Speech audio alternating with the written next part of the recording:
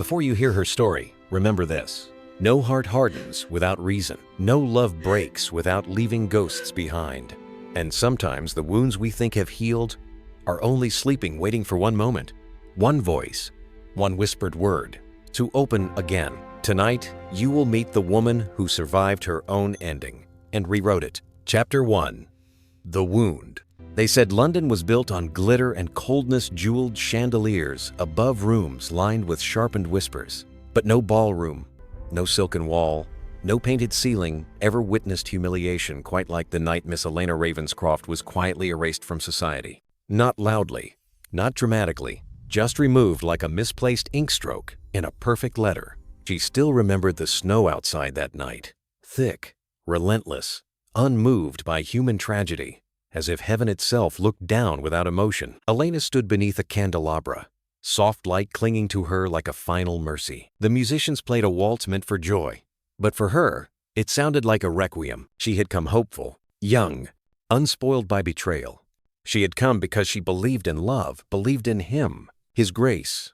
Alexander Hawthorne, future Duke, dark, brilliant, self-contained, a man with a gaze that felt like a vow. He had held her gloved hand in the garden only days before. He had whispered, voice nearly breaking, "When the season ends, Elena, you will be my duchess." But the season did not end with roses. It ended with ruin. For that night, beneath Vienna crystal and ivory silk, a letter was delivered to her father. A single sheet, cold as winter frost, bearing Alexander's family seal. The engagement was withdrawn, without reason, without apology. Her father, red-fisted with humiliation, left the ballroom without her. Her sister would not meet her eyes. Ladies whispered and fanned themselves as though shame were contagious. Elena stood alone, and Alexander, the man who promised her forever, watched her from across the hall. Not a word, not a step, not a rescue, just silence. Men speak of war, women bleed from memory. She left London by morning, sent away to a distant aunt in Yorkshire where no one mentioned dukes or dances or broken girls. She spent years there tending gardens, reading by cold windows, learning to breathe without a heart. Grief hardened into discipline, into intelligence, into dignity. Everything she had not been allowed to show in London. And yet, every night, when snow fell against the glass, she remembered his eyes the moment they went cold. The wound never healed. It simply learned to live with her. 7 long years passed. Society forgot her name, but not her absence. Rumors clung like ghostly lace. Elena Ravenscroft, the girl who thought herself worthy of a duke. Her father remarried. Her stepmother polished, poisonous, inherited household command. Elena remained an afterthought until her younger sister, Lydia, reached marriage age, and they needed Elena's obedience once more. "You will return to London as companion to your sister," her stepmother announced while fastening a diamond necklace tight enough to bruise. "You will speak only when spoken to, and above all, you will not remind society of your previous ambition." Elena smiled, calm, poised, devastatingly controlled. "Do not worry, stepmother," she answered softly. "I have no ambition left for any duke." But deep inside, beneath years of quiet dignity, one truth pulsed like a hidden bruise. She had loved Alexander Hawthorne with a purity the world did not forgive, and he had destroyed her, which meant London, with all its silk and serpent smiles, would soon discover something dangerous.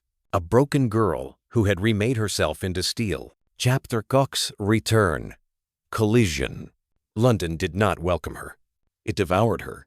The city rose before the carriage like a great, smoky beast, chimneys exhaling, bells tolling, wheels rattling over cobblestone, as if the very streets were grinding reputations into dust. Elena watched from the window, gloved fingers resting lightly on the faded leather, the other hand steadying a small case of books on her lap. Books, the only things that had never betrayed her. "Do not stare so openly," her stepmother's voice cut through the rattling of the wheels. "You are not a country child seeing wonders for the first time." Elena did not turn. "I was born here." "And yet you return a stranger?" Lady Ravenscroft replied, adjusting a lace cuff with meticulous disdain. "Remember that, my dear. London has a long memory." On the opposite seat, Lydia bounced lightly with excitement, her blue eyes bright beneath her bonnet. Where Elena had grown into disciplined composure, Lydia possessed the softness society adored. Pretty, impressionable, easily guided. "Will the prince be at any of the balls, do you think?" Lydia asked eagerly. "Oh, Mama, do you suppose I shall meet him? Imagine." "You shall think of nothing quite so grand," Lady Ravenscroft said, though her mouth curved with a calculating smile. "We have more attainable prizes in mind. An earl, perhaps even a marquis, if you are not entirely foolish." No one spoke of a duke. No one needed to. His absence filled the carriage more heavily than any of them dared acknowledge. Elena's gaze drifted again to the city, but the memory of his name brushed the edges of her mind with unwelcome familiarity. Alexander Hawthorne. Duke, now, not merely heir. The newspapers that occasionally reached Yorkshire had charted his life with cruel efficiency. His father's death, his elevation to the title, his marriage a swift, advantageous union to a lady of exquisite pedigree, the unavoidable tragedy that followed, the Duchess dead in childbirth, the infant girl surviving. Elena had read that line only once. Her fingers had trembled so violently she'd nearly torn the page. Grief for a woman she'd never met was tangled with something darker grief for the man who had once promised her the very future he had later given another. She had burned that newspaper herself, not from hatred, from self-preservation. "Sit straighter," Lady Ravenscroft murmured, and the moment broke. "You are not to draw attention. A shadow in Lydia's entourage, no more. Do you understand?" "I have never been more invisible in all my life," Elena replied pleasantly. "You need not worry." Her stepmother's eyes narrowed. She sensed mockery, but could not grasp it. Lydia leaned forward, placing a small gloved hand over Elena's. "I am glad you are with me," she whispered. "You always know what to say, and if I make a fool of myself, you will send me a look and I shall stop at once. We shall conquer London together." Elena's heart softened. "We are not here to conquer anything, Liddy. We are here to survive it." The carriage slowed, turning into a fashionable crescent lined with pristine white townhouses, polished knockers gleaming like the teeth of a very well-bred predator. Home, or what now passed for it. The first week in London passed in a blur of fittings, calling cards, and carefully measured invitations. Lady Ravenscroft worked like a general assembling her troops, striking names from a list, adding others, calculating which drawing rooms were rising and which were in decline. Elena observed quietly. She sat with her embroidery when required, walked beside Lydia as a companion, not as a rival. She spoke when spoken to, smiled when appropriate, and refused to rise to the small cruelties Lady Ravenscroft let fall like pins. "That color suits you better than I expected, Elena. Almost distracts from your seriousness. Do not stand so close to Lydia in the receiving line. The contrast does you no favors. Please do not mention books in mixed company, my dear. It unsettles gentlemen." Elena responded with gentle, unbothered replies that enraged her stepmother precisely because they did not show pain. Pain was there. It simply no longer belonged to Lady Ravenscroft or to society. It belonged to Elena, and she carried it like a hidden blade. It was on the 5th day that the invitation came, the one name no one expected. Lady Ravenscroft stared at the card as though it might explode. "Ravenscroft House is invited to a private afternoon garden party at Hawthorne House," she read aloud slowly. "Hosted by His Grace, the Duke of Hawthorne, in honor of—" Her voice faltered. "In honor of his young daughter's 5th birthday." Lydia squealed, clapping her hands. "Oh, how delightful! A child! How rare! Perhaps she shall have a pony. Or musicians. Do you think a puppet show, Mama?" But Lady Ravenscroft's eyes were not on her younger daughter. They had cut, sharp as steel, to Elena. The room seemed suddenly too small, the walls closing in. Hawthorne House. His house. His name. His world. The very place she had once imagined herself mistress. "I assume we shall decline," Elena said, her voice calm, though her pulse hammered against the stays of her corset like a trapped bird. "You would not wish Lydia associated with—" "Decline?" Lady Ravenscroft snapped the word like brittle bone. "Decline Hawthorne? You foolish girl. A single appearance in that house shall elevate Lydia's prospects for the entire season. The Duke's favor is pure currency." "His favor," Elena repeated softly, "comes at a cost." Lady Ravenscroft smiled, and it was not kind. "Fortunately, my dear, you will not be paying it. You will attend as chaperone. You will stay at Lydia's side. You will not seek attention. And if His Grace happens to glance your way, you will pretend you have no notion who he is." Lydia looked between them, confusion flickering across her face.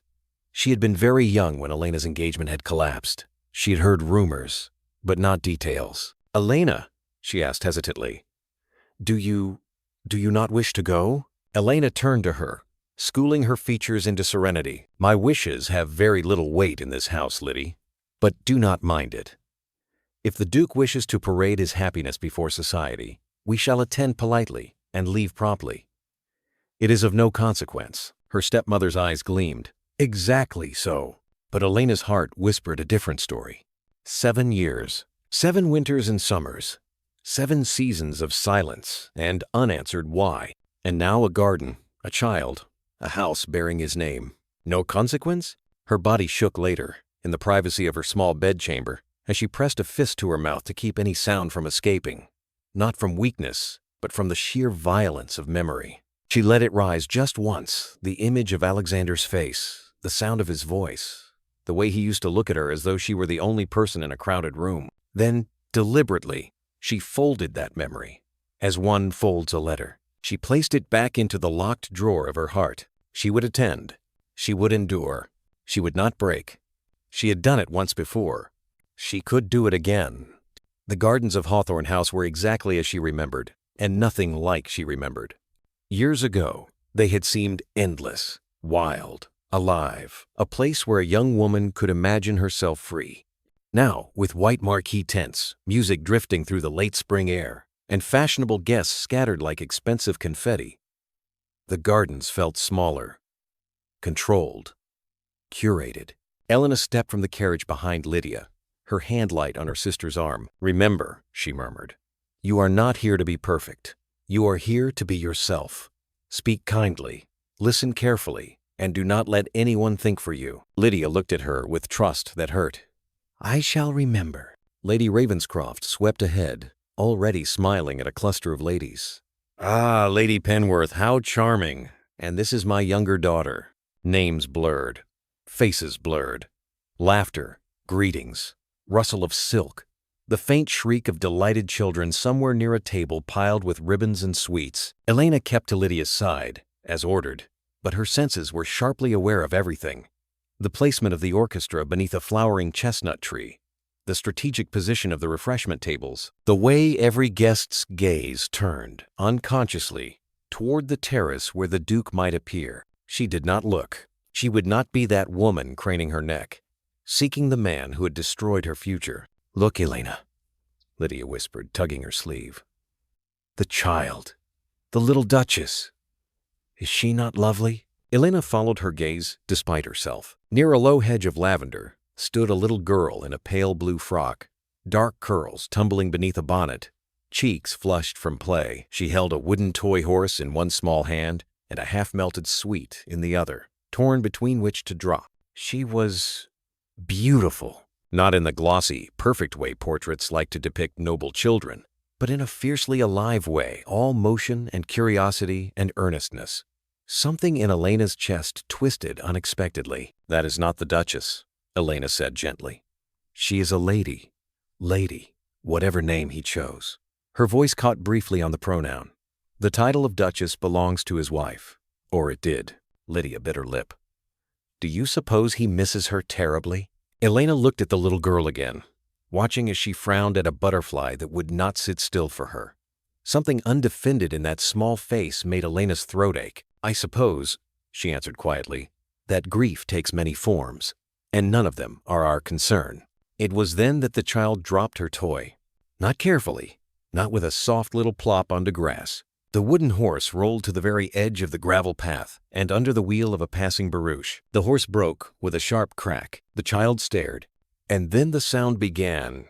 Not the polite whimper of a well-trained noble girl, but a raw, heartbroken cry that cut through conversation like a knife. Elena moved before she thought. "Stay with Mama," she said to Lydia, already stepping away. Her feet carried her swiftly across the lawn, weaving between startled guests. The child stood frozen, lower lip trembling, hands outstretched toward the ruined toy as if willing time to turn backward. Kneeling in the grass so her eyes were level with the girl's, Elena softened her voice. "Little one," she said, "that's a very brave way to stand. You did not run. I think your wooden horse would be proud of such courage." The child hiccuped, confused. He's broken. Yes, Elena said gently. But we shall not leave him like that, shall we? It would be unkind. May I see him? A chaperone hovered nearby, clearly torn between intervening and avoiding a scene. No one else moved. They watched ladies, gentlemen, servants, curious to see how this would unfold under the Duke's roof. Elena reached for the broken horse. The leg had snapped cleanly. She turned it in her hands, assessing. Do you know, she said confidentially, in the country we have a remarkable secret.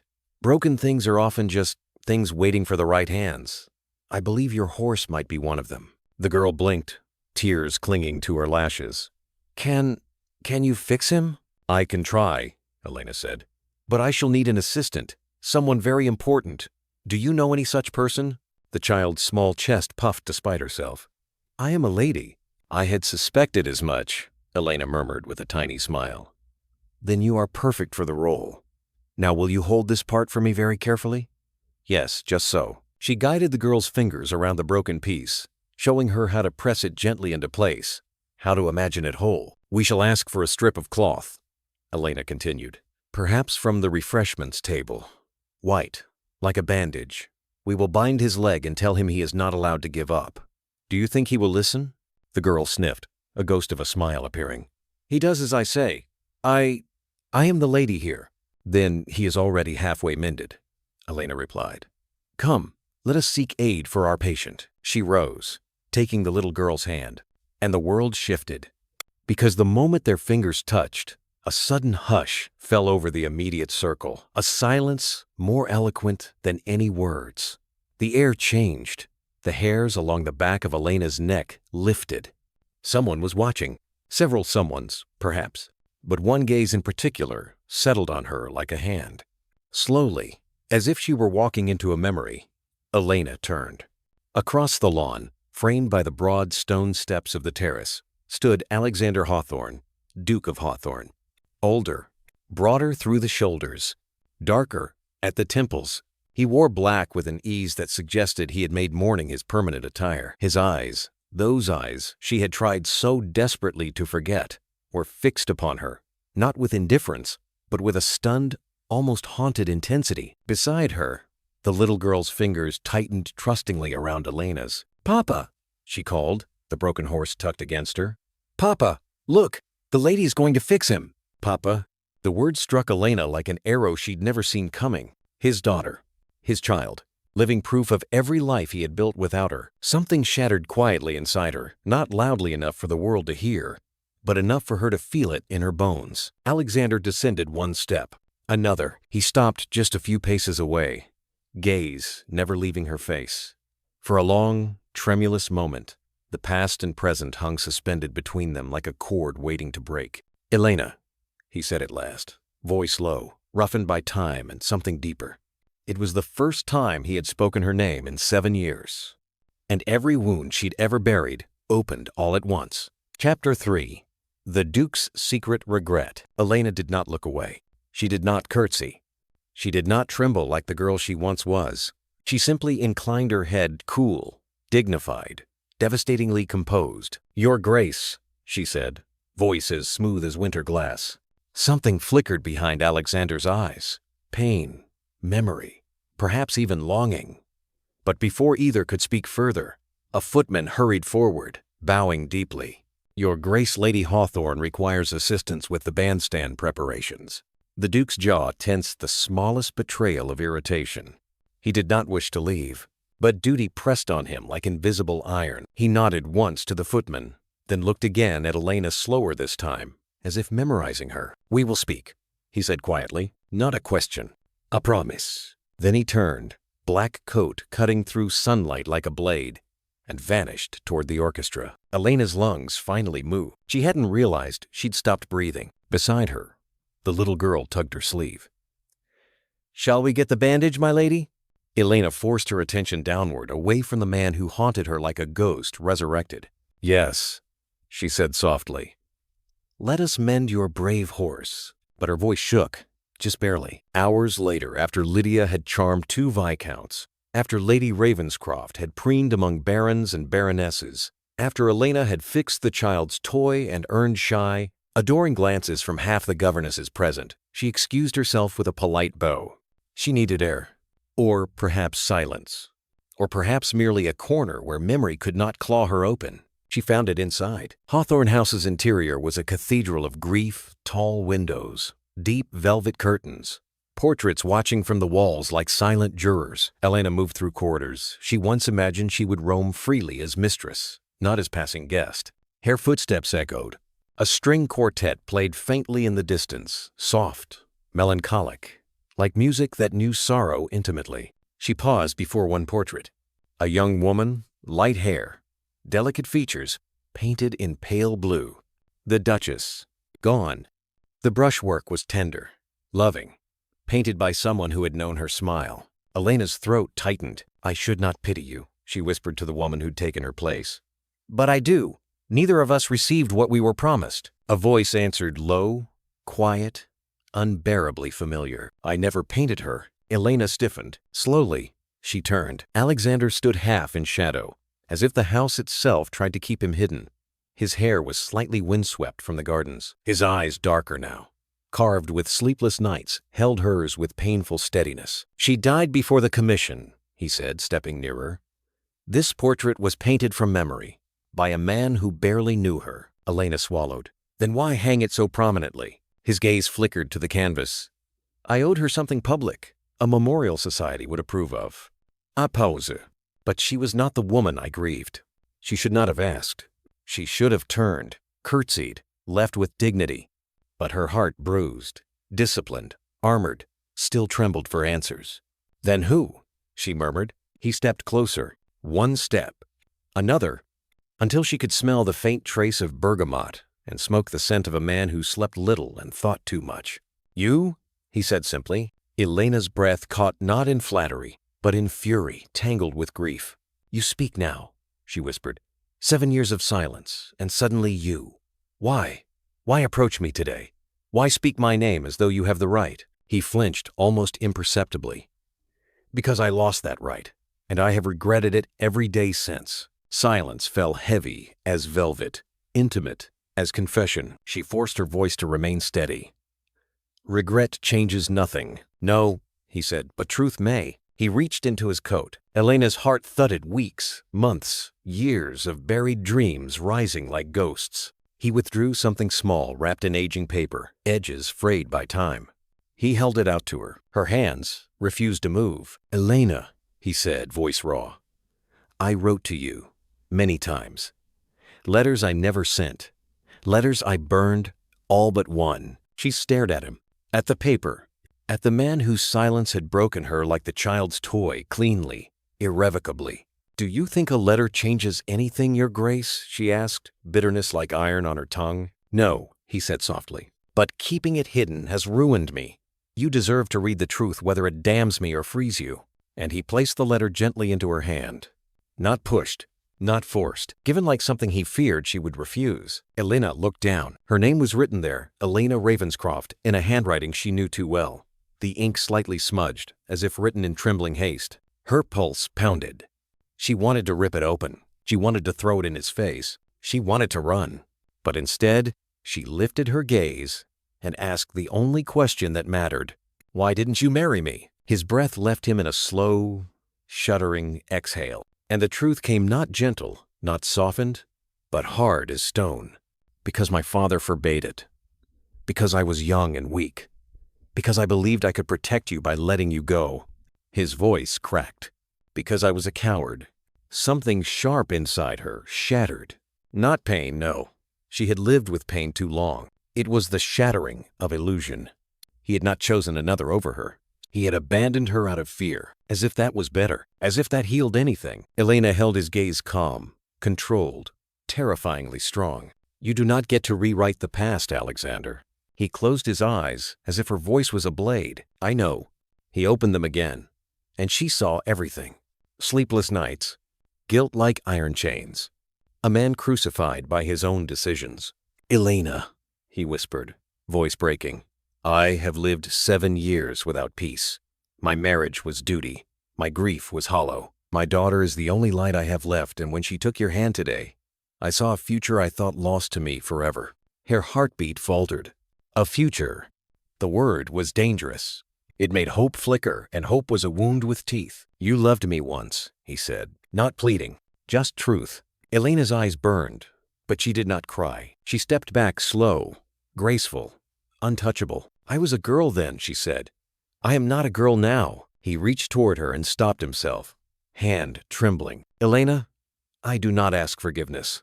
Only the chance to try again." She lifted the letter between them. "This is not enough," she said. Quiet, final. His voice was barely audible. "I know." And she walked away, the letter clenched in her hand, her heart a storm of emotion she refused to let break. But as she reached the corridor's end, her steps faltered. She looked down at the letter, at the ink written for her, at the name he still remembered. Then, slowly, she opened it. Chapter 4. Rising Tension. The letter shook in Elena's fingers. Not visibly, no, she would not give the world, or him, that satisfaction. But within, her pulse raced with every line. Her eyes drank like forbidden wine. "My beloved Elena, you deserve a man unafraid of loving you in daylight. I was not that man then. I fear I've become him too late. But know this, I have never drawn breath without wishing you beside me." A single drop splashed the page. Her heart lurched. Had she cried? But no, the ink was old. The stain had fallen years ago, from his hand. Alexander Hawthorne, the man she thought heartless, had once wept for her. It made everything harder, not easier. She folded the letter carefully and pressed it to her gloved palm. She would not forgive a ghost of a boy she once loved. She needed proof a man stood before her now. And fate, as if listening, delivered it in the form of a voice behind her. "Miss Ravenscroft?" Elena turned. A man stood framed by the French doors, tall, dark copper hair, eyes the color of storm-lit steel. His attire was elegant without flamboyance, his presence steady but magnetic. He bowed, not perfunctorily, but with gentlemanly precision. "I beg pardon for interrupting. I am Dr. Adrian Sinclair." Elena recognized the name from the whispers in London, a physician from abroad, recently returned from years studying medicine in Vienna. Society admired his brilliance, feared his radical ideas, and praised his devastating calm. He was not simply handsome, he emanated understanding. "Elena Ravenscroft," she returned, curtsying. His smile was small, thoughtful. "Yes. Your sister was kind enough to introduce us briefly. She speaks of you with devotion." Elena blinked. Lydia had spoken of her? Warmth, unexpected and soft, bloomed beneath her ribs. "She flatters me," Elena said gently. "Lydia's kindness sees goodness everywhere." "Except in herself," Dr. Sinclair replied. "A rare innocence, but one that clearly draws strength from you." Elena studied him. He was not speaking to impress. He meant it, and she was not accustomed to being seen. He gestured to the terrace. "May I walk with you? I could not help noticing you seemed troubled by the portrait." Her gaze flickered to his. He noticed things others missed. "Very well," she said. "A walk might suit us both." They descended to the gardens. Children laughed nearby. Music drifted faintly through leaves. Elena inhaled the cool air, grounding, real, and for a moment the walls around her heart loosened. "Miss Ravenscroft," Dr. Sinclair began, hands clasped behind him as they strolled beneath rose arches. "Does it ever trouble you how society awards women so little space to grieve, to think, to become?" Elena's breath hitched. He had spoken directly to the wound beneath her ribs. "You speak boldly," she murmured. "I speak truth," he replied with quiet conviction. "When a man suffers loss, society writes poems for centuries. When a woman is broken, she is simply expected to smile more attractively." Elena's steps slowed. This was not flattery. This was recognition. "Tell me," she said softly, "why do you speak of brokenness as though you have lived it?" He looked at her then directly, fully, and she felt it, like warm fingertips brushing a bruised soul. "Because I have," he admitted. "My wife died in fever 3 years past. I could not save her. A man of knowledge powerless in the one moment it mattered." His voice lowered edges rough with grief. "I know what it is to lose the future you built in your heart." Elena drew a breath that felt like the opening of a locked window. She did not speak of Alexander. She did not need to. Sinclair saw the shadow in her silence and asked nothing more. Instead, he offered presence, something no one, not even Alexander, had given freely. From the terrace above, Alexander watched. One hand gripped the marble balustrade so hard the tendons in his wrist stood out sharply beneath the glove. Elena Ravenscroft, the woman he had once called Future, was walking through his garden beside another man. A man whose posture radiated assurance, whose attention Elena did not shrink from, whose hand she did not refuse when he offered it to help her over a patch of uneven stone. Alexander's jaw tightened. His breath, usually controlled, came sharp. He had lost her once, through weakness. He would not lose her again through silence. He descended the steps like a storm. Elena sensed him before she saw him. The air shifted. The atmosphere pulled taut. She turned just as Alexander reached them, his presence like thunder intruding upon calm sky. "Miss Ravenscroft," he said, voice smooth but with fire underneath. "Dr. Sinclair, I thank you for your company to our guests." Dr. Sinclair bowed, polite, unintimidated. "The pleasure is mine, Your Grace. Miss Ravenscroft is an excellent conversationalist. I hope she might honor us with further discussion, perhaps dinner at my residence one evening." Alexander still. Elena's breath caught. A formal invitation. A courting gesture unmistakable, public. Before Elena could respond, Alexander cut in. "She is under guardianship of Lord Ravenscroft. Any invitation must be approved." His tone was cool, but his eyes burning. Sinclair met that stare evenly. "Then I shall request it," he replied. "Though I suspect Miss Ravenscroft is more than capable of expressing her own preferences." Elena froze. Two men, two paths. One born of history, devastating, unfinished. One born of possibility, respectful, empowering. Her voice came out steady, though her heart was trembling. "Thank you, Dr. Sinclair. I would be glad to consider your invitation." Sinclair smiled warm, sure, and excused himself elegantly, leaving them alone amid roses and tension thick enough to shatter. Alexander stepped closer, too close. The space between them pulsed like memory and danger.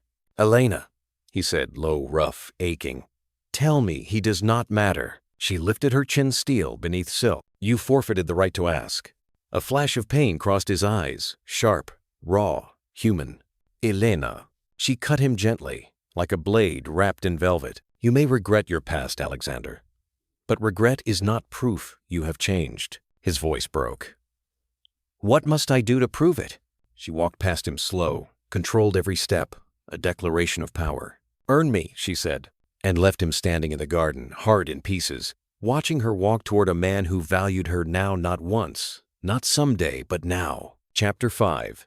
The Public Confrontation. The night of Lady Ashcomb's spring ball glittered brighter than any event of the season, a spectacle only London's most ravenous social circles could produce. Carriages lined the street like jeweled serpents. Footmen in crisp livery ran like clockwork, and inside, chandeliers burned with such white brilliance they could have been mistaken for captured stars. The kind of night where reputations were made or destroyed. Elena Ravenscroft stepped into the ballroom beside Lydia, her gown, a soft, ivory elegant, without ostentation, chosen not to dazzle but to stand unashamed. Her hair was pinned with pearls, no necklace, no diamonds. She wore dignity like armor. Lady Ravenscroft fussed over Lydia's gloves, ignoring Elena as usual until a flutter of fans erupted across the floor. Whispers, gasps, a ripple through the crowd. Because he had arrived. Alexander Hawthorne. The Duke entered with the composure of a man born to command attention. Black coat, starched cravat, face carved from resolve and regret. Society bowed without waiting for permission. Lydia whispered breathlessly, "He is looking this way." No, he was looking at Elena, and she calm as moonlight looked away. But eyes can betray what lips refuse to say. And his followed her like a gravity neither could outrun. The string quartet began a waltz. Lydia was swept onto the floor by an eager young viscount. Elena, left momentarily alone, moved toward the refreshment table with graceful caution, not hiding, merely breathing. But society was a predator that smelled history like blood. 3 women intercepted her satin, feathers, jeweled, and venomous. Her stepmother hovered nearby, pretending to admire flowers, watching. Lady Pembroke's gaunt smile, eyes sharp as pins, stepped forward first. "Miss Ravenscroft," she said sweetly, "how brave of you to appear here. We had heard you retired permanently to obscurity." Soft laughter fluttered like poisoned lace. Elena inclined her head. "Obscurity is a comfortable place, Lady Pembroke, far safer than fame bought with cruelty." A few heads turned smothered smiles. Surprise. Elena was not the meek girl they remembered. But Lady Pembroke was not finished. "How fortunate," she continued loudly, "that you have returned to London just as His Grace seeks a governess for his daughter. You have experience with disappointment, a useful trait when dealing with children." The crowd stirred, amused, cruel. Elena felt the old humiliation rise a shadow of the girl who had once stood alone beneath chandeliers. But she did not bow. "I thank you," Elena replied calmly, "though I fear you confuse disappointment with resilience. One breaks only if one was weak to begin with." Gasps. Lady Pembroke's smile faltered. Then the fatal blow came not from Elena, but from fate. A clear, bright voice rang across the room. "Mama." Time froze. Every head turned. Alexander's daughter, ribboned curls bouncing, cheeks flushed with delight, ran through the crowd, straight toward Elena. Not toward society's diamonds, not toward noble ladies, toward her. Before anyone could move, the little girl crashed softly into Elena's skirts, arms wrapping tight around her legs. "Mama," she repeated proudly, voice ringing like a bell. "Papa said I may greet you. May we dance now? You mend horses, so you mend hearts. I like you." Silence. Horrified. Electric. Breathtaking silence. The whispers began like wildfire. "Mama." Hawthorne's daughter had called her Mama. Lady Pembroke paled. Lydia's hand flew to her mouth. Even the orchestra faltered. And at the far end of the ballroom, Alexander froze. His face, stripped of defenses, laid bare, revealed something raw, something hopeful, something terrified. He moved toward them, every step measured, powerful, the room parting before him like water. His eyes were fixed only on Elena and the child clinging to her skirts. Was this her victory? Her vindication? No, it was a spotlight she never asked for. Elena bent gracefully, hand steady, voice soft enough for the child alone. "I am not your mother, little one," she whispered gently. "Your mother is in heaven. She watches you every night." The girl considered this solemnly. "But I love you," she insisted. "Oh!" Elena's heart cracked beautifully, painfully. She lifted the child into her arms. Natural, effortless.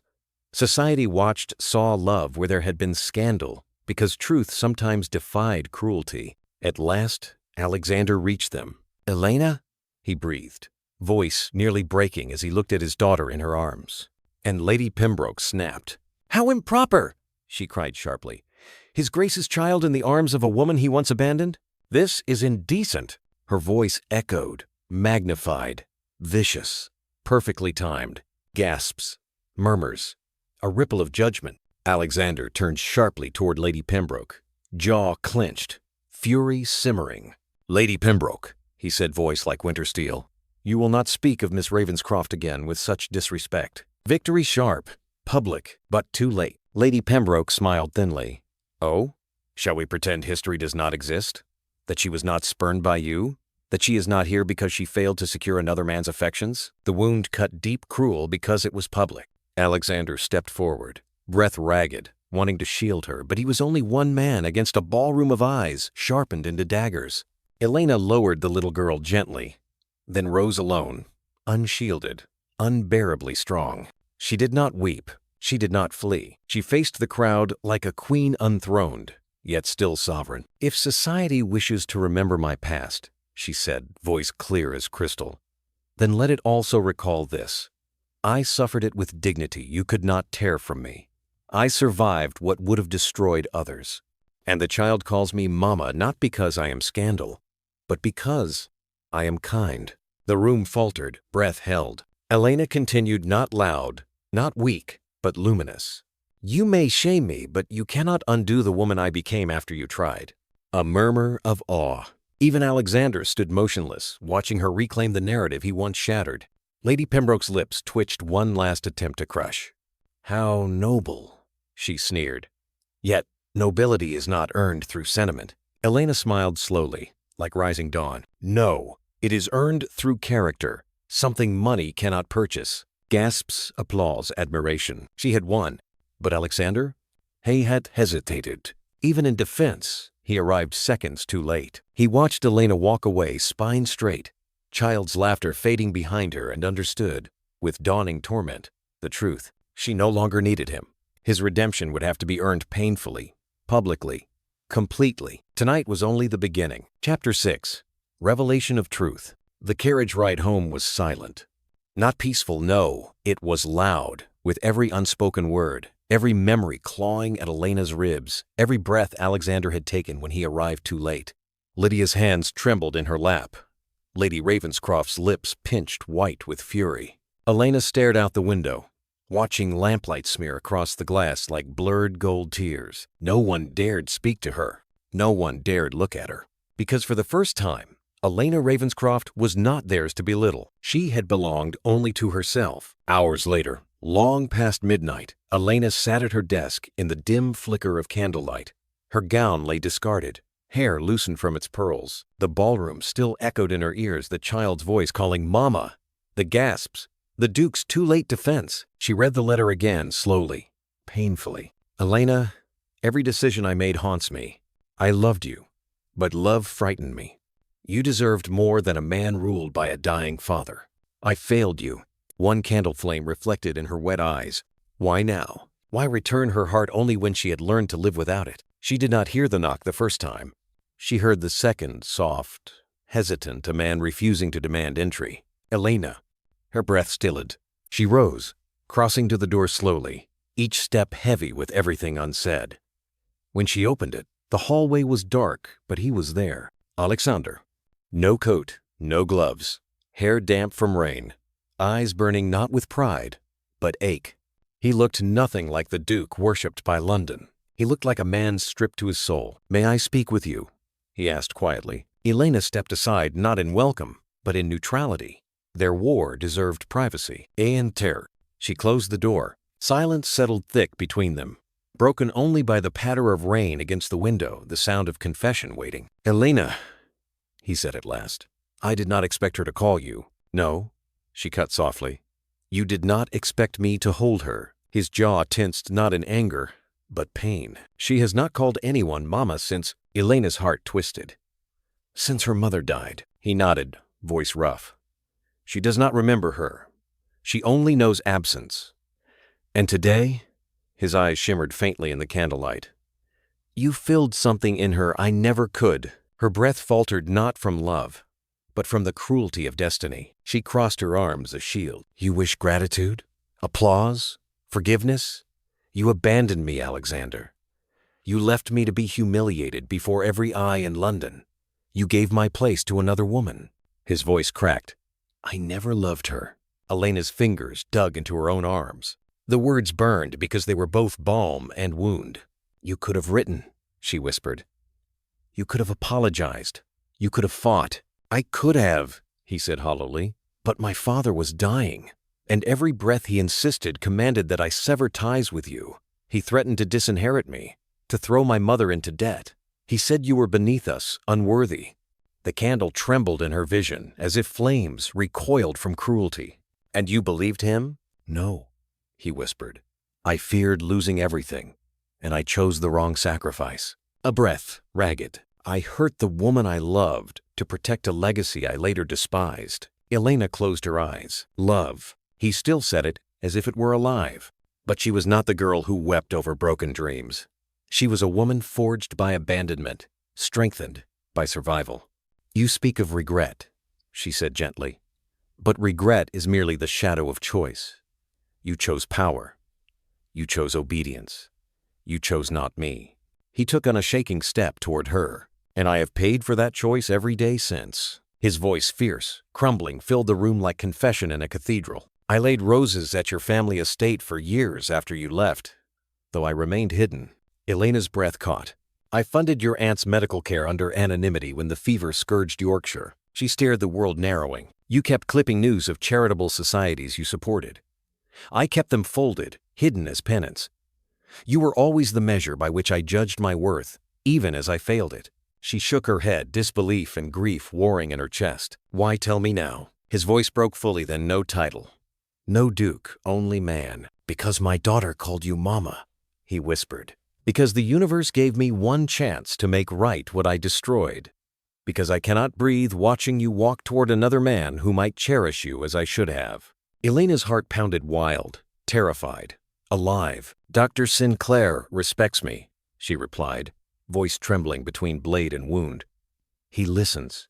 He sees who I have become. Alexander's eyes darkened, wounded jealousy flaring like storm. And I see who you were, he replied.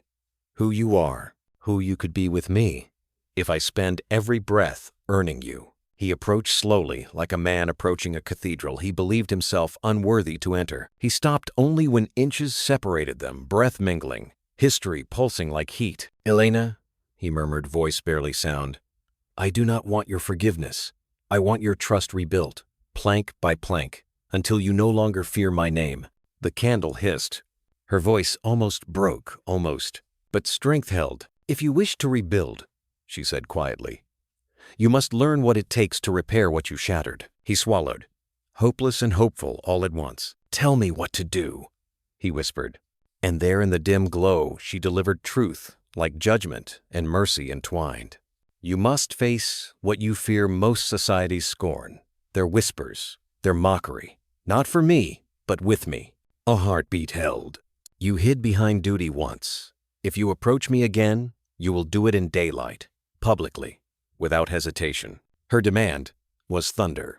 And he, once Duke beyond reproach, bowed his head, a man kneeling before consequence. I will, he vowed. She turned away, not dismissing him, but freeing him to choose. When you are ready, she said, come to me without titles, without armor, only truth. He breathed her in like salvation denied. Elena. She did not turn back. Good night, your grace. He closed his eyes as if she had struck him with both love and punishment, and left quietly, his footsteps trailing like remorse behind him. Elena trembled only when the door clicked shut. She pressed her hand to her heart where hope hurt worse than heartbreak and knew this was not a love story yet. This was a reckoning. Chapter 7. The Rival's Offer. Rain softened London to a hush the next morning, cobblestones slick like polished obsidian, fog curling around lampposts like pale ghosts. Elena woke early, sleep fractured by memory, by a letter she still kept beneath her pillow, by a duke's voice echoing in the dark like a vow he had no right to make. Earn me. She had spoken strength into existence, yet now her pulse trembled with the weight of her own words. At breakfast, Lydia prattled sweetly about gowns and partners. Lady Ravenscroft spoke of invitations and reputations, but Elena felt the shift beneath all of it like a storm forming beneath blue sky. Lady Ravenscroft paused, slicing a pear with surgical delicacy. Elena, Dr. Sinclair has requested permission to call this afternoon. Lydia nearly spilled her tea. Dr. Sinclair? Mama, he is one of the most respected men in London. And handsome, terribly. Lydia, Elena warned gently, though her own heart knocked painfully once. Lady Ravenscroft smiled triumphant. Perhaps society will grant you a second chance after all, Elena. A respectable marriage to a physician, not a duke. A more realistic match. There it was, the blade dressed as benevolence. But Elena did not bleed this time. She merely folded her napkin, calm as snowfall. I will receive him. Her stepmother's eyebrows lifted, surprised at her collected serenity. Disappointed she could not provoke her. The storm grew. By afternoon, Hawthorne's scandal poured through London like spilled perfume. Lady Pembroke had wasted no time in turning ballroom whispers into parlor conversation.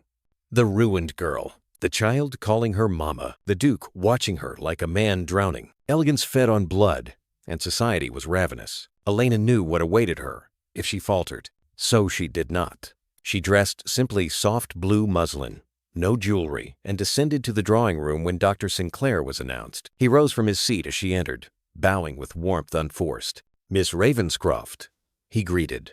I am grateful you accepted my call. His eyes flicked to hers, not hungry, not conquering, inviting. She inclined her head. You are welcome here, Dr. Sinclair. He gestured for her to sit. Tea was brought, but untouched. Sinclair studied her, not with ownership, but admiration that felt dangerously gentle. London speaks of you today, he said softly. Elena's pulse did not quicken. She had expected as much. London speaks of everyone. It is their favorite occupation. His lips curved. But it does not speak of everyone with such intensity, nor does it bestow its children's affection lightly. Elena looked away. The image of small arms around her waist burned like a secret warmth. You were extraordinary, Sinclair continued. Not for the child's cry, but for how you held the moment with grace. You did not crumble, Miss Ravenscroft. You commanded. Her breath trembled faintly. He leaned forward, voice velvet smooth. "That is the kind of strength I wish beside me as partner, as equal, as friend, and, if time proves kind, perhaps as wife." The air thinned. He spoke not as suitor, but as a man offering a place at his side built of respect, not rescue. Elena's eyes lifted slowly to his. "Why me?" she whispered. He did not hesitate. "Because you have known ruin and risen from it radiant, not bitter. Because you carry pain without weaponizing it. Because you think, you feel, you endure. And because I would rather walk through life beside a woman forged in fire than one decorated in diamonds." Her heart clenched painfully, beautifully. He reached into his coat and placed a small leather-bound volume between them. Medical Philosophies and the Female Condition. His own writing. She recognized the name. "I seek to open a clinic," Sinclair said quietly. "Not for noblemen, for women. For the mothers who die unseen, for the daughters society trades like silk. I need not only a partner of name, but of mind." He looked at her and she felt it. The offer of purpose, of identity beyond marriage. "You believe in women's worth," he said. "You fought for it before a ballroom of wolves. I would have you fight beside me in rooms where change is born." Elena's blood hummed not with romance first, but with power. He was not offering rescue. He was offering recognition, partnership, respect, a future not dependent on a man's desire, but her own strength. Her voice was barely breath. "You would have me as partner? Publicly?" "Yes," he said simply. "That would make me target of scandal." Then we faced them scandal for scandal. Elena's heart surged, fierce, trembling. "And Alexander?" she whispered before she could stop herself. Sinclair's eyes softened, knowing, not threatened. "You loved him once," he said gently. "Perhaps you still do. I will not demand you bury a past you did not choose. No jealousy, only understanding. If you walk toward me, Miss Ravenscroft, you will walk freely. Not from fear, not from old wounds, but from choice." Choice. The one thing life had never given her. She felt tears hot, unwanted, threatened like storm. She blinked them back. "I need time," she whispered. "And I will give it," he answered, rising. "1 week. After that, I ask only that you answer from truth, not history." He bowed, kissed her gloved hand with reverence not claim, and left like a man unafraid to lose. Elena stood alone in the drawing room, between two futures. One safe, one dangerous, one built on respect, one built on redemption, one without risk, one with the power to shatter her again. Thunder rolled outside, the sound of fate shifting. When Elena finally breathed, she knew. She could no longer run from her heart. She must choose which man would bleed for it and who deserved the wound. Chapter 8. The Hero's Humbling. For a duke to love a woman is common. For a duke to kneel for her unforgivable. The week after Sinclair's proposal stretched like a bowstring tight, trembling, poised to snap.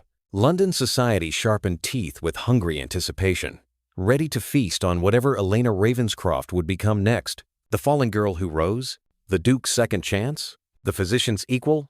Or worse, a woman who dared to choose for herself. Elena felt the city watching, breathing down her neck like a predator, uncertain if she was prey or storm. Lydia tried to distract her with dresses and poetry readings, but even her sweetness could not silence the echo of the two men's names inside Elena's heart. Sinclair, steady flame. Alexander, wildfire. One offered her safety, the other danger wrapped in devotion. But love that does not tremble is not love only comfort. On the 6th day, invitations arrived for the season's most coveted event, the Duchess Memorial Gala, hosted by His Grace, Alexander Hawthorne. The symbolism struck like lightning.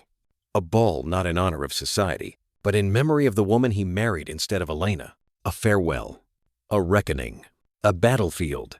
Lady Ravenscroft nearly shrieked with excitement. Lydia wept over gowns, but Elena stared at the invitation like a prophecy written in gold leaf.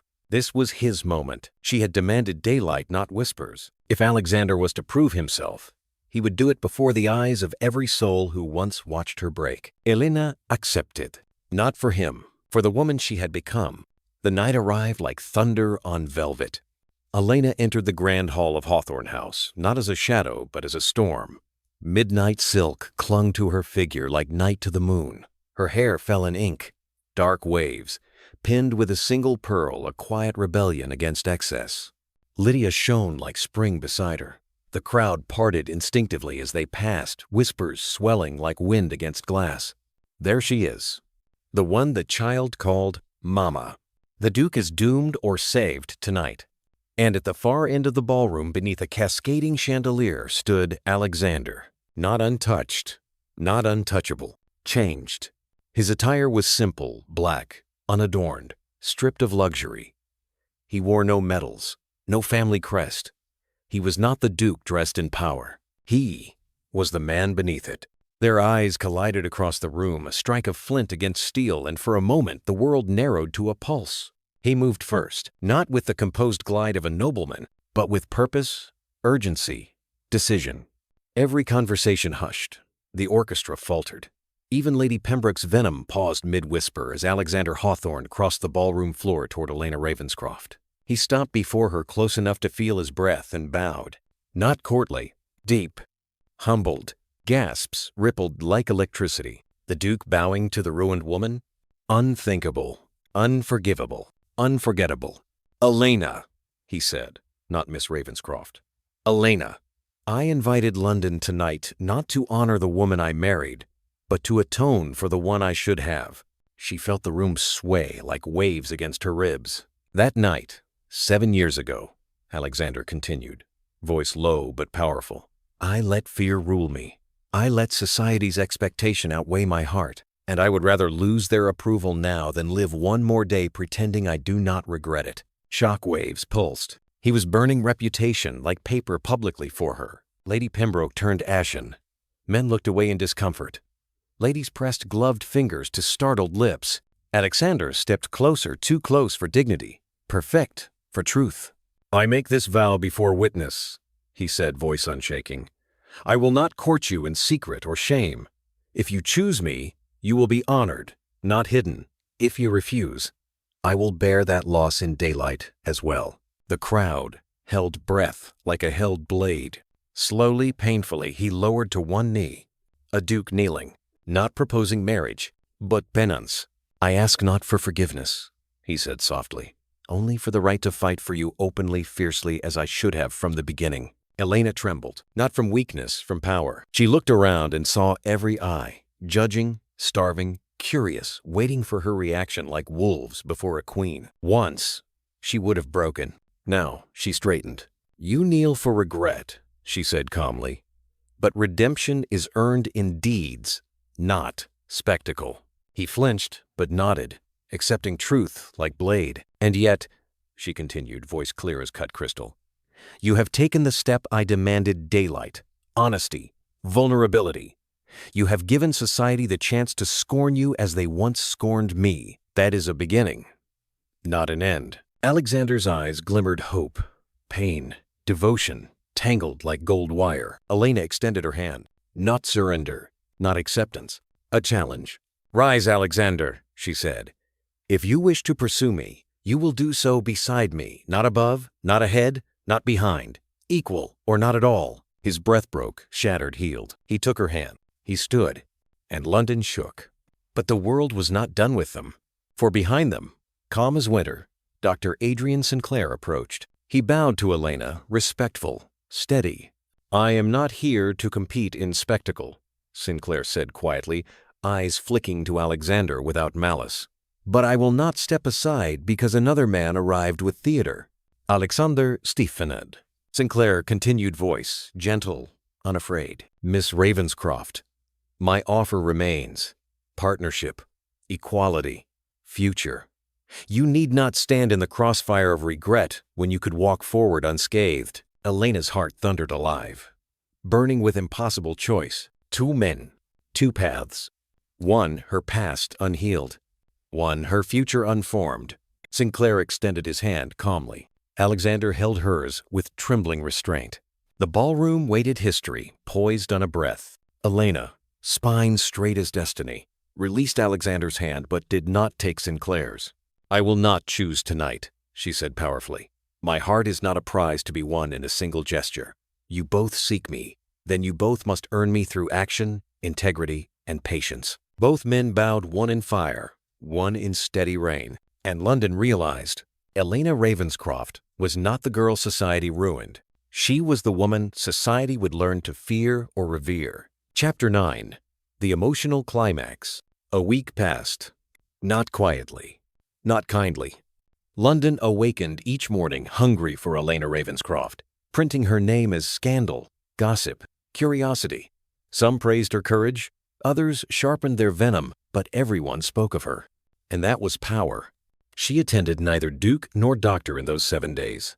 She read, she walked, she thought. She learned what it meant to make choices without waiting for permission. By the 8th morning, invitations from salons, lectures, and philanthropic circles arrived addressed to her. Not Lydia, not Lady Ravenscroft. Women asked her opinion. Men asked for conversation. Newspapers requested comment. Society had expected her to vanish after the ballroom. Instead, she evolved. And on the 10th day, she sent her own invitations. The announcement. A lecture hosted by Miss Elena Ravenscroft.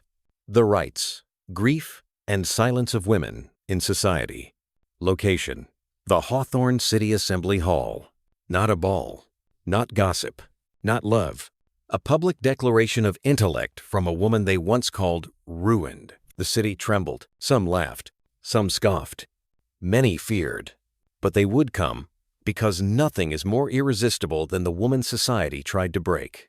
The assembly hall crowded beyond breath. The hall filled like a cathedral of anticipation. Velvet seats packed with aristocrats, scholars, widows, wives, clutching fans like shields. At the front sat Lydia, trembling with pride. Lady Ravenscroft, rigid with worry. Sinclair, thoughtful and steady. Alexander Hawthorne, seated in the back like a shadow burning with hope and terror. The room buzzed like a hive ready to sting. Then, the doors opened. Elena Ravenscroft stepped onto the platform. No chivalry, no escort, no apology. Just a woman standing alone before the world that once devoured her. Silence fell so thick one could hear a heartbeat or 100. She placed her notes aside untouched. She would not read. She would speak. Her speech the fire she never unleashed. When a woman is wounded, Elena began, voice steady as steel wrapped in silk, society asks her to bleed quietly. A ripple shock. Attention. When a man grieves, he is given poetry, comfort, honor. A widow is draped in sympathy. But a woman broken in love is told to smile prettier. Eyes widened recognition like lightning. She stepped forward slow, commanding. I was once that woman. I was asked to disappear, and I did. But silence does not heal. Silence is a grave where truth suffocates. Sinclair leaned forward, proud. Alexander bowed, his head pierced. Elena's voice grew stronger, like wings unfolding. I speak today for every woman who has been shamed for feeling deeply, who has been dismissed, reduced, forgotten. We are not fragile china to be displayed. We are marble carved by pressure, unbreakable once shaped. The room shifted, admiration blooming. And this I now declare openly, without tremor. I once loved a man who let me fall alone, but it was not love that broke me. It was silence. Gasped society, inhaling truth like flame. Alexander's hands shook in his lap. Elena continued, neither cruel nor kind, but honest. He was young, weak, afraid. But fear is a transitory wound, and regret can either rot a man or rebuild him. The question is not whether he loved me then, but whether he proves himself now. She turned her gaze toward him, not soft, not cold, true. Alexander stood slowly in the back, unbidden, every eye snapping toward him. He did not speak. He listened, like a man awaiting judgment. And another man, Elena went on gently, has shown me respect, quiet strength, a future where I am not sheltered beneath his power, but standing equally beside him. Sinclair's breath shuddered, not possessive, but moved. He does not demand my heart, he waits for it. That too is love, a love of patience, not desperation. Now both men were seen, and neither was dismissed. Elena stepped into the center of the stage, into her own gravity. This is not a story of choosing a man. This is the story of choosing myself. A collective exhale, awe, shock, something new blooming in a world unprepared for her. Her next words were thunder. I will not belong to any suitor who sees me as prize or penitence. If I wed, I will wed as equal, with voice, will, and fire intact. I will shape my life, not fit into theirs. Murmurs. Applause building like a wave threatening to break. And to every woman hearing me now, you are not too much. You are not ruined. You are not unworthy because a man trembled or failed to love you properly. Tears sparkled across the hall, gloved hands to shaking lips. You are unfinished sky. You are uncarved marble. You are tomorrow unpromised, and that is power. Silence broke into sound applause. Gasps. Women rising one by one like dawn breaking. Then Elena lifted her chin, the final stroke of destiny. I ask no man to fight for me alone. I ask to stand beside whoever proves through action, not memory, that love is a partnership, not possession. Her gaze fell to Sinclair, steady and true. And you, then to Alexander, raw and burning. Both may approach, but neither may claim. Her voice, like a bell, I belong to myself first. And the hall erupted applause, thunderous, unstoppable. History rewritten in a single heartbeat. Women stood, men bristled and admired. Society snapped, but part rose to follow her. Elena Ravenscroft was no longer ruined. She was revolution, and as she stepped down from the stage, two men moved toward her through the crowd, one fire, one rain, both knowing to win her now meant earning not just her heart, but her equal future. Chapter this had a resolution. The applause followed Elena for days. Women sent letters, confessions of heartbreak, gratitude, stories of oppression finally given words. Scholars requested her written transcript. Newspapers debated her boldness. Some condemned her. Many respected her. But most importantly, she had changed the shape of her own name. Not scandal, not pity, strength. Yet a storm remained unresolved, two men circling her heart like tidal moons, each pulling her in a different direction. A walk in Hyde Park, a choice in motion. The morning air was crisp, damp with last night's rain. Elena walked alone beneath budding oaks, gloved hands folded loosely, breath visible in silver mist. She needed clarity, not seduction, not grand gestures, but truth she could live inside. Hoofbeats slowed behind her. Alexander dismounted not with authority, but humility. He wore no formal attire, only a dark coat, hair windswept, eyes fierce with quiet purpose. "Elena," he said softly. She didn't turn. "Have you come to persuade me?" "No." He stepped beside her, not in front, not behind, only to stand where you allow. A small, almost invisible smile touched her lips. Growth, not conquest. They walked. The silence between them was not tense. It was earned, weighted with history, but no longer suffocating. Finally, Alexander spoke. "I gave society my pride when I knelt, but pride is not what I must give to earn you." He swallowed hard. "It is control. The belief that loving you means owning your future." Elena stopped walking. He faced her fully, stripped of defense. "I do not want to possess you," he said, voice low, shaking. "I want to build a life beside you that neither of us could build alone. A daughter needs not a mother to replace what was lost, but one who chooses her freely, as I choose you freely." Elena's breath trembled. He wasn't begging. He was offering. She studied him, not the Duke, not the regret,